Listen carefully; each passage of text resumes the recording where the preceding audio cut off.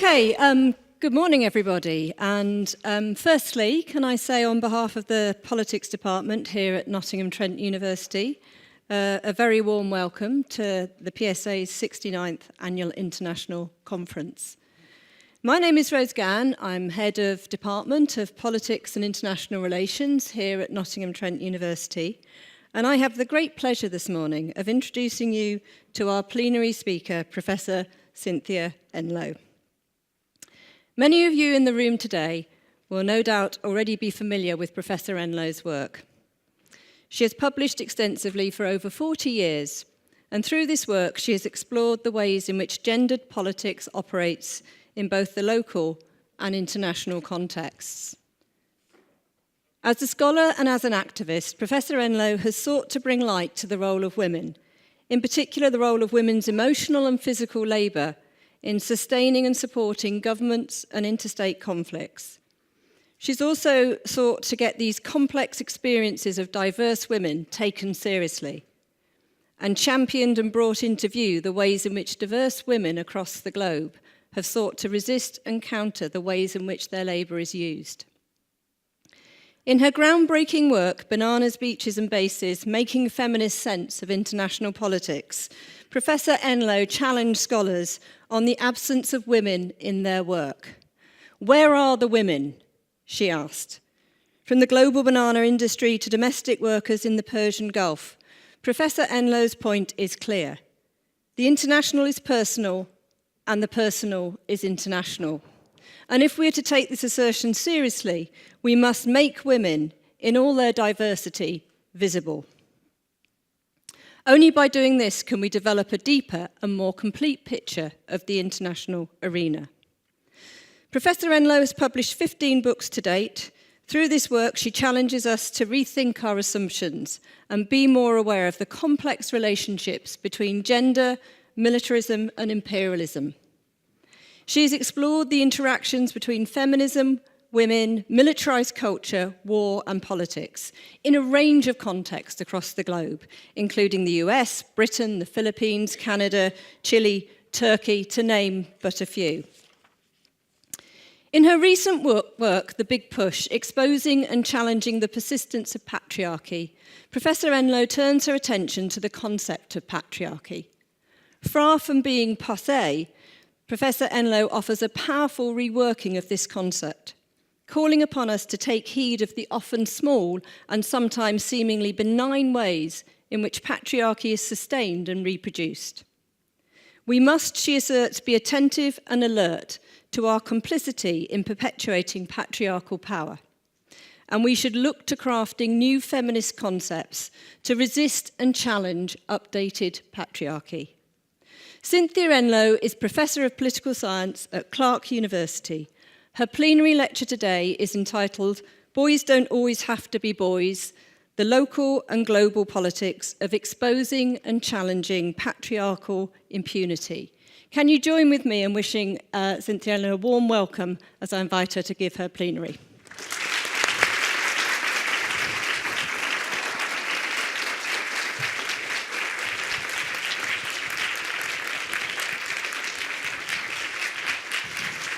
You haven't even heard it.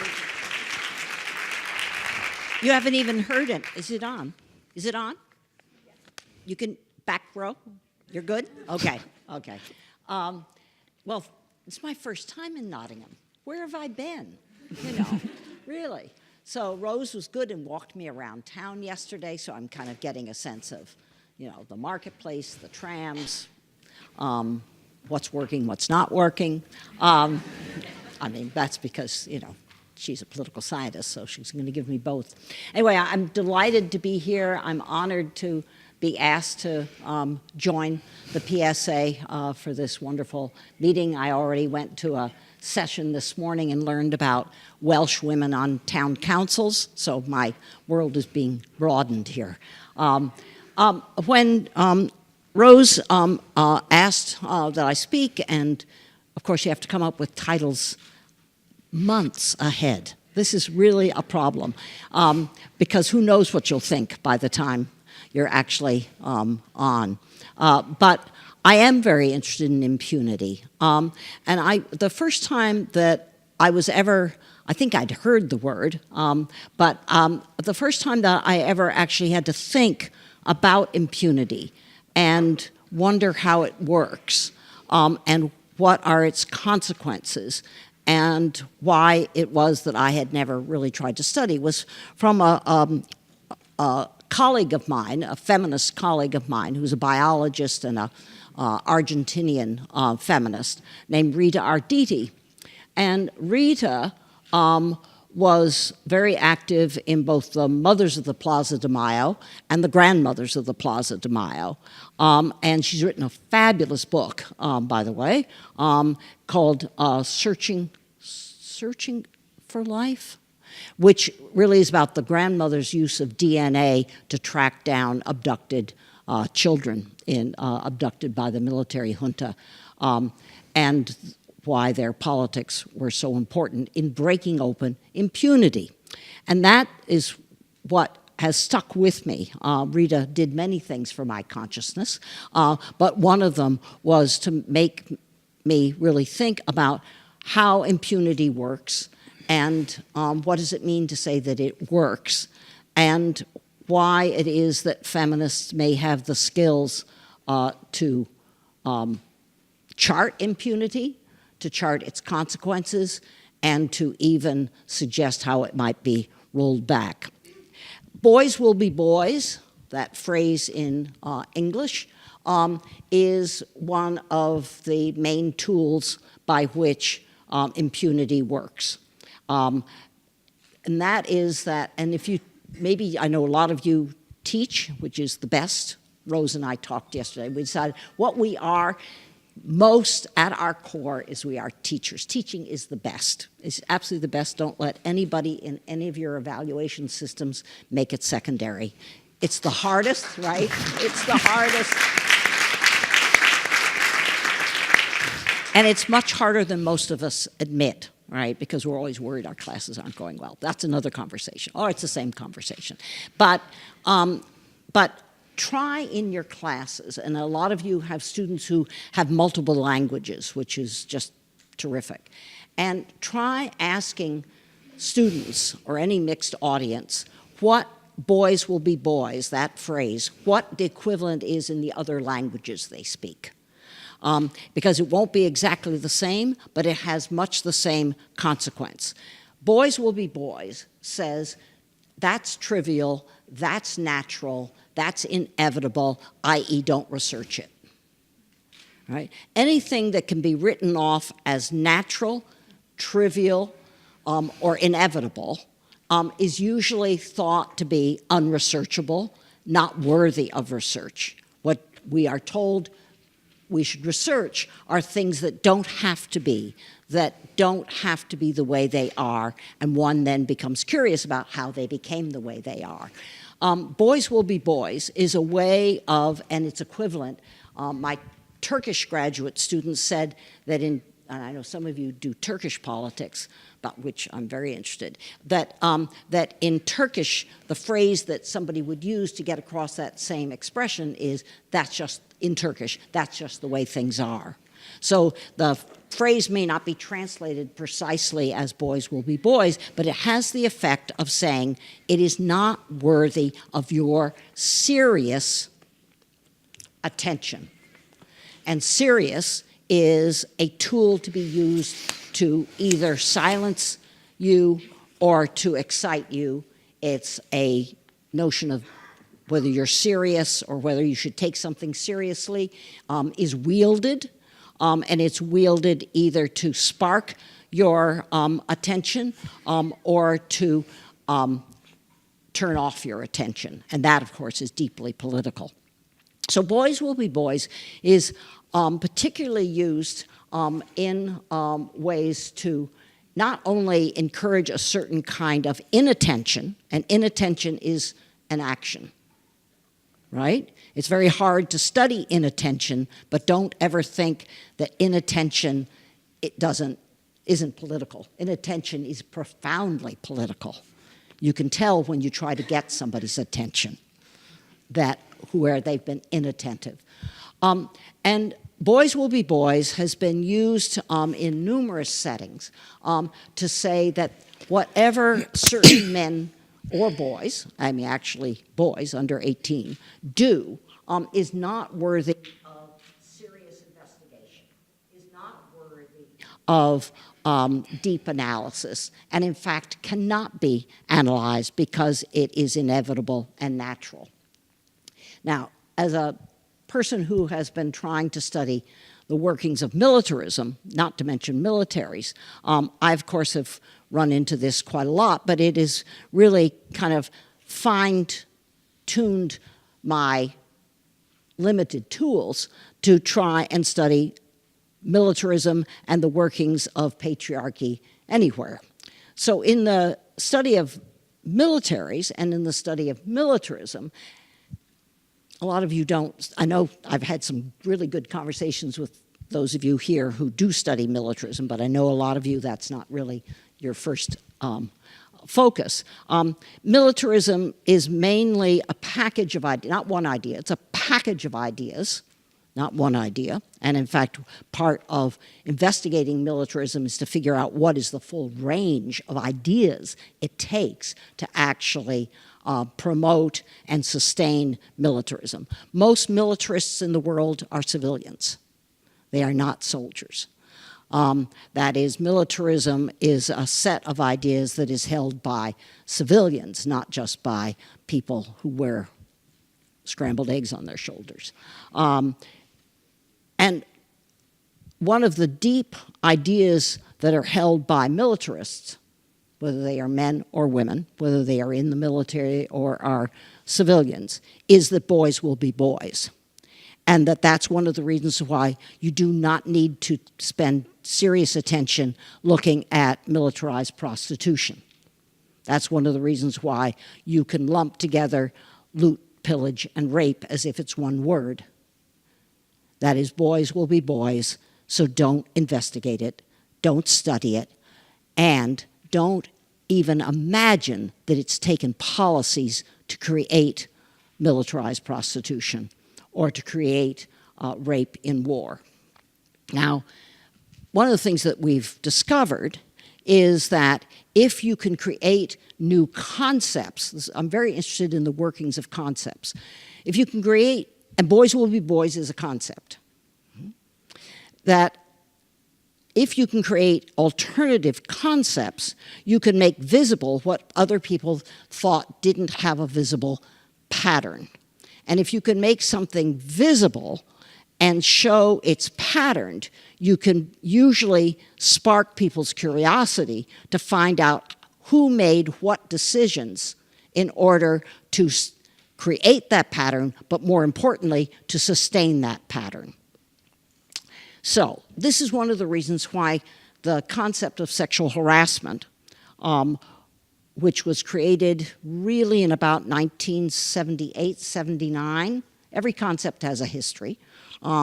Sexual harassment first became part of labor law in the United States in 1978, 79. It was created, the concept was created by an alliance of feminist lawyers, labor lawyers especially, feminist labor lawyers and feminists working in factories and in other workplaces, not usually professional workplaces, but working class, blue collar workplaces. And together they tried to create a concept which turned out to be sexual harassment. I can remember the very first time I ever heard the term, and I had to have the activist who told me the term, this would be, I can tell you, 1979, and I had to have the activist repeat it to me. I'd never heard sexual put together with harassment. I didn't know what it meant. I didn't know what it was supposed to reveal.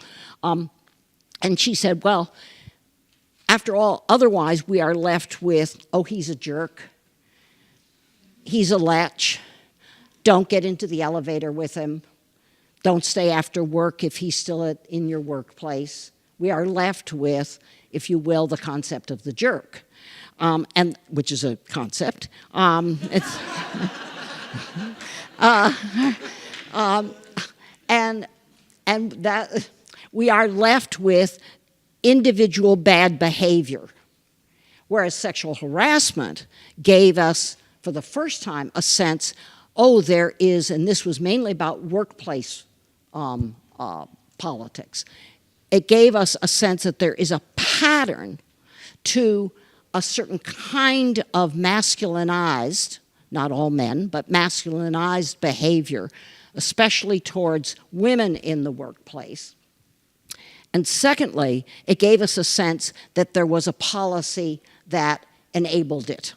Sexual harassment is so powerful politically because it holds accountable. Accountable is the opposite of impunity. It holds accountable not only, if you will, the jerk, it holds accountable the people who enable the jerk. That is, who enable a certain kind of abusive rights violation of women in the workplace. Studying militarism was so important, and this 1979, I'm trying to think where I was in life, but 1979, I think I was still not writing anything with a feminist analysis. I think that's true. 1983 maybe is the first book, so I was a little slow. And, but what having sexual harassment and being involved in a case trying to support a colleague of mine who was one of the first academic cases of bringing charges of what came to be known as sexual harassment, came at about the time when I was moving from studying race and ethnicity in militaries, which I learned a lot, but I never knew I was studying men. I spent a lot of time trying to watch the workings of race and ethnicity in militaries around the world, but I didn't take on board analytically that I was studying men. And about when I was being pushed by some friends of mine to ask what they taught me were feminist questions about soldiers and soldiering and militarism, was also about the time when I was being pushed by trying to be supportive of a colleague in a very early sexual harassment case. Those two things came together. And the more I think about that now, the more I realize how fortuitous that was for both. That is, I began to wonder what was also not conceptualized in militaries and in military actions, and what was not conceptualized by civilians when they were trying to make assessments of their own or other people's soldiers. And what we now are beginning to understand is the extent to which there is a boys will be boys impunity that is rife within most militaries. And it's rife within most militaries because it serves militarism's purposes, which is it serves to not focus public critical attention on soldiers and soldiering. And also it serves to dull citizens' notions of what militaries and militarism is for. In militaries, the boys will be boys concept is used so that civilians will not judge military actions, but particularly soldiers' actions that are enabled by their superiors. It's never just about enlisted men. By their superiors when they are quote-unquote off-duty or when they are not carrying out what is narrowly defined as combat. In militarism studies, you always put combat in quotes. You put things in quotes, as feminists always put everything in quotes. And the reason that we spend half our life doing this is because we're constantly saying, beware, beware, that concept is not unproblematic.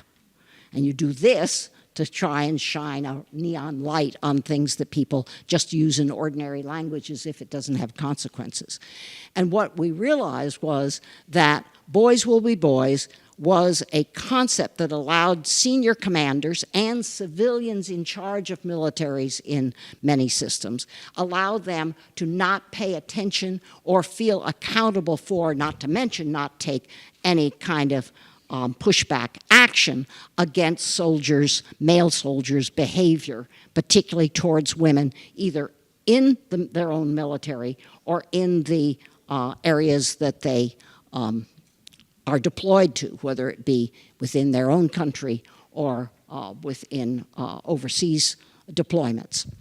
That is, senior commanders will use the following. They will say that usually it's a woman, and this has happened, a woman senior commander will come and say, our male soldiers are acting this way towards our female soldiers, which is abusive. And she's senior, but her superior will say, don't disturb me, we have a mission. And we have a mission is a way of saying that doesn't matter, at least not now. And feminists have learned in revolutionary movements, always beware when somebody tells a woman talking about women's rights, don't worry, and usually it's silently, dear, don't worry, dear, we'll tackle that later. And later is very powerful politically, right? Because later, you'll notice, never comes, right? In military terms is we have a mission. What our male soldiers are doing at the latrines at night towards, it's particularly around latrines, unlighted latrines towards women, supposedly comrades, don't bother me with that now. That's not part of the mission. I have a mission to accomplish. My energies and attention are not going to be directed towards my male soldiers' attitudes and behavior towards our female soldiers later. So mission is one. The second is chain of command. In other words, what I'm spelling out here is these are mechanisms by which impunity works. Because impunity works. Impunity has processes. Impunity has actors. Impunity has norms. Impunity has cultural assumptions. And impunity obviously has consequences. So the second way in militaries, the way that boys will be boys works as a mechanism for impunity is to talk about the chain of command. In most militaries, the chain of command is held to be sacred. That is that you report to your next superior. He usually, or she, reports to his or her next superior and up that chain of command. That is how a military preserves its order, its discipline, and in militarized ideology, discipline and order are primary, and chain of command is seen, and holding to the chain of command, going through the chain of command, is seen as crucial to these central militarized values of discipline and order for the sake of carrying out, quote, the mission. Right? You'll know that in most universities and most law firms and most filmmaking companies and most architecture firms and most hospitals and other workplaces, there is the equivalent of the chain of command. But in militaries, it is really forefronted and made, given primacy in a way that is not as obvious in many other workplaces. Just recently, there's been an attempt in the US Congress, an attempt that has failed, and the failure is what is so indicative, to try and get accusations of male soldiers' sexual attacks of female soldiers, all within the same military, to take those accusations out of the chain of command. This is Senator Kristen Gillibrand, who's now going to run, is declared herself a candidate for the U.S. presidency. She's a senator from the state of New York, a Democrat, and she was head of the subcommittee hearing about the rampant sexual abuse of female soldiers by male soldiers in the U.S. military. And she took on board and co-sponsored a bill to take those accusations not even out of the military main chain of command. Because what women who had brought charges and those men who supported them had found time and again is that, first of all, oftentimes it has been a woman soldier's main direct superior who has been her abuser, and therefore she cannot bring charges and hope that he will take them seriously. But secondly, that the chain of command, even if that isn't her abuser, the chain of command is so dedicated to other priorities, the mission, that they treat women who bring those charges as undermining teamwork and ultimately, therefore, undermining the mission.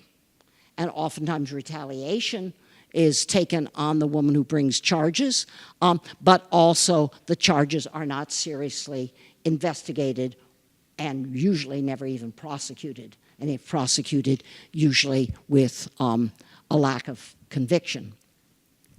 So this was the proposal, to take the accusation process. This is how impunity works. You have a process. To take the process, this is how to try to disrupt it, to try and take the process out of the chain of command. That is, to put it in a side structure, still within the military, a side structure that would be less committed to the impunity system that says a woman bringing charges within the military, in fact, is disruptive of the military's accomplishment of their mission. And in the all-civilian U.S. Senate, this proposal went down in flames. That is, that the U.S. Senate, this is about militarization of a civilian legislative body, the U.S. Senate majority voted out of a conviction that the chain of command was absolutely crucial for American national security. National security in lots of different settings are used to sustain the boys will be boys concept of impunity. Do that again. National security as a rationale, as a goal, as an ideology, national security is used time and time again to trivialize, push aside, discredit, delegitimize accusations or exposures of masculinized sexual abuse of women. It's a kind of a fancier way of saying not now, later. National security is. That is, we are under threat. We have bigger fish to fry. There are bigger enemies than the boy next door or the boy in the barracks next to you. There are more important things going on that really get to the heart of national security, not now, later, dear. So to disrupt boys will be boys, to disrupt this kind of working of impunity has taken enormous effort and a lot of risk. You've probably been listening to, watching what has been going on in the Catholic Church internationally, and those of you who are interested in international politics, I hope you watch the Vatican as an international player. The Vatican's a very important international player. Not so much that the Vatican has so many votes itself in UN processes, but because it is so adept at making allies within the UN system. And in fact, there is now, you can go online and see it, there's now an international petition going around trying to build support for taking away the Vatican's formal position as a state actor in the United Nations. And so look for that, because it's very interesting to see who's written the petition is primarily feminists doing work on war and peace and international development and health, because the Vatican is so important for rolling back reproductive rights.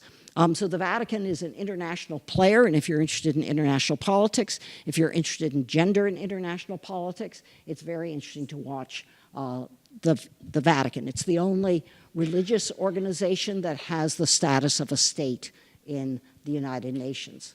And with that, and it's very, very sophisticated in the way it uses that status to build alliances across countries that aren't really allied with Catholicism.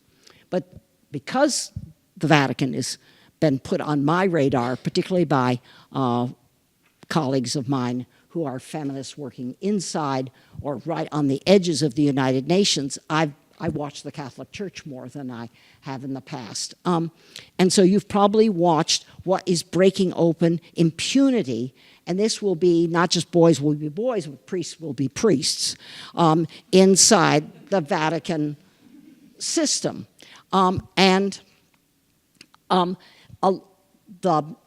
Now, this is really interesting about the workings of impunity and where you can break open impunity first and then where it's hardest.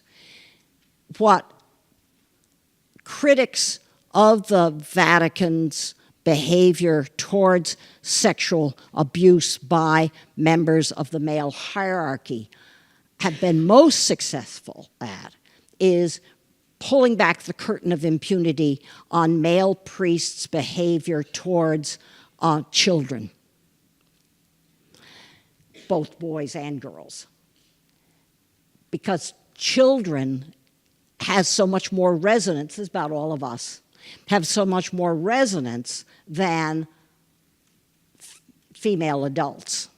So if you listen to most of the Vatican, Pope Francis and his inner circle coming out to take some impunity away from priests' behavior, it's been about their behavior, abusive behavior towards children.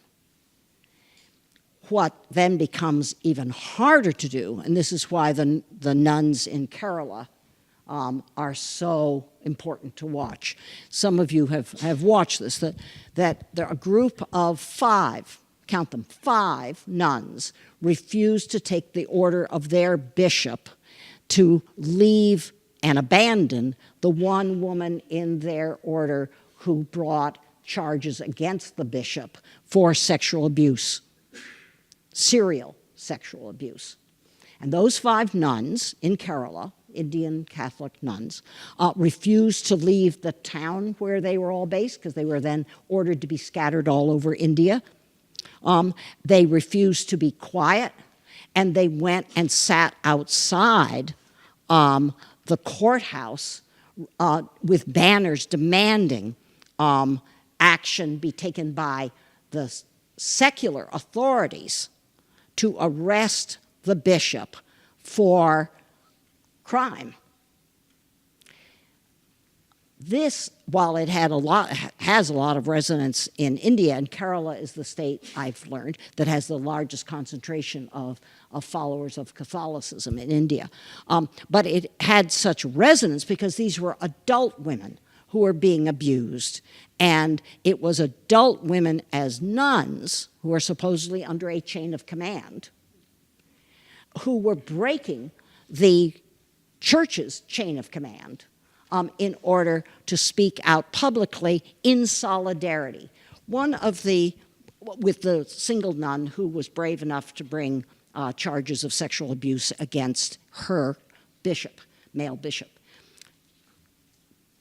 Concepts are really crucial to breaking open impunity, to rolling it back. The second is solidarity. One of the ways that impunity continues is that impunity usually is used to isolate the person who won't play by the established rules. With women who have been sexually assaulted, sexually abused, or sexually harassed at work, it is usually the tool of shaming. There's a new book out. Rose and I were just talking about it yesterday. There's a new book out that I recommend to you highly. It just came out last month. It's by Sohila Abdul Ali, A.B. Abdul Ali. And Sohila she migrates between the Lower East Side of Manhattan and Mumbai. She lives in both. And she's written a book called What We Talk About When We Talk About Rape. And it looks at India and at the United States, but also internationally. Sohila herself was raped when she was a teenager and refused to be quiet. She had to educate her mother and her father into not falling into the impunity-sustaining behavior of shame and believing in shame. She did not believe she was shamed. She believed that she didn't believe that her honor had been violated. She believed that she was the object of crime. And much to her parents' dismay, but then with their support, she went to the local police station. And ever since then, she has gotten messages of all sorts from women around the world in support not only of her speaking out, but of her giving courage to other people to speak out. And what we talk about when we talk about rape, which is the title of Sohila's book, is about trying to lift feminized shaming. And the actors in feminized shaming oftentimes are mothers and fathers and grandmothers and grandfathers and older brothers and younger sisters who want the woman to keep quiet or the girl to keep quiet. And so solidarity disrupts that isolating, impunity-sustaining notion that you are all by yourself. And the 5 nuns in Kerala are so important for me to pay attention to take seriously,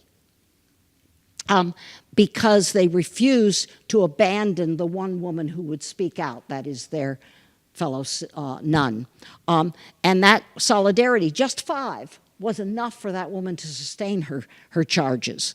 But it also allowed for a disruption of the impunity-sustaining chain of command, i.e. they would not do what their bishop told them to do, which was leave that town, scatter to convents all over India, and not be there in front of the courthouse with their banners. They refused to do that. Some of you know that Barana Burke is the person, the African-American feminist who first coined #MeToo, and she explains, she's from the Bronx originally, but she has been active in Alabama especially, and she was working with young African-American girls, and the way she came up with this idea of #MeToo is she wanted those young women not to think they were alone. That solidarity, in fact, was one of the ways to break open the system of impunity that was allowing for, enabling, and sustaining the boys will be boys behavior of young men and older men towards young African-American women in Alabama. And #MeToo was a strategy for saying solidarity can break open shame that enforces silence. So when you see #MeToo, think of it on T-shirts, because that's the first place that Burke encouraged women to wear it so that other women would talk to them and say, you too? Because once somebody says, you too, you think, oh, it's not just me. It's just not my short skirt. It's just not me being there after dark. Oh, you too? And you too is the equivalent of the 5 nuns coming back and supporting their fellow nun in Kerala. Solidarity is one of the ways to, again, break open impunity. Another is actually changing the law. One of the most interesting international political movements that I've watched in this regard in recent years has been the writing of the treaty that spells out the guidelines for the International Crime Court, what many of us call the Permanent War Crimes Tribunal, but it's called the ICC, for those of you who don't follow international law. ICC is the Permanent War Crimes Tribunal that meets in The Hague. Its precursors were the International Crimes Court for the war in Yugoslavia and the International Crimes Court for the attempted genocide in Rwanda. And they really became the test cases for a lot of international feminist lawyers and international feminist human rights activists and international feminist anti-violence activists. Those are not all, they overlap a lot, but they're not all same three groups of women who've come together. And when the International Crimes Court, the ICC treaty, was being written in Rome, you listen to some of those. I've seen some writings by some of the women who did this, but there are interviews to be done out there, folks, about how do you get small print into an international treaty. Small print that, in fact, will roll back the processes and structures of impunity. How do you get the small print in there? And when Rhonda Copeland, who I'm afraid to say died of cancer a couple of years ago, but she was crucial, and she and others went to Rome. They stayed in the hotels where all the delegates were for the writing of the big print and the small print that was going to structure the International Crimes Court's workings, particularly what is prosecutable, right? On what grounds can somebody be charged with a war crime? And what they managed to do is they got into the Rome Treaty that created and structures the ICC. They got in for the first time that systematic wartime rape, and of course systematic is what's going to be the most difficult to prove, right?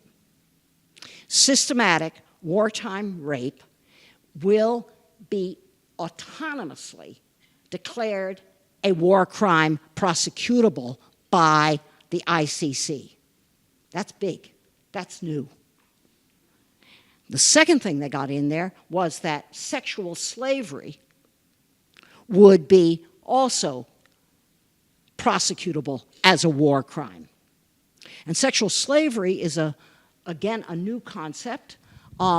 Many of you have heard of, studied, read about, thought about the women who were turned into quote-unquote comfort women during World War II by the Japanese imperial military.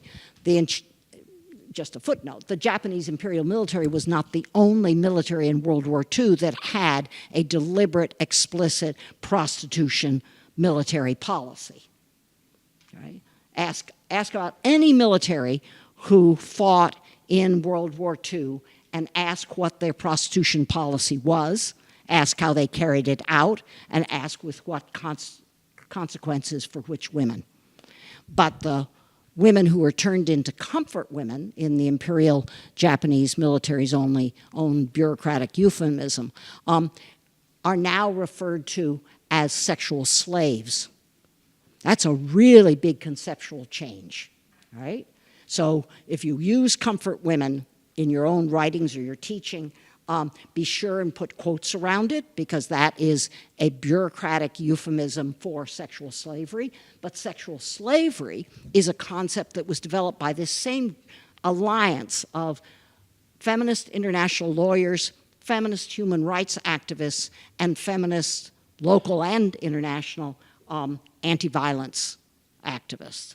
And the three of them said, enough of the comfort women euphemism.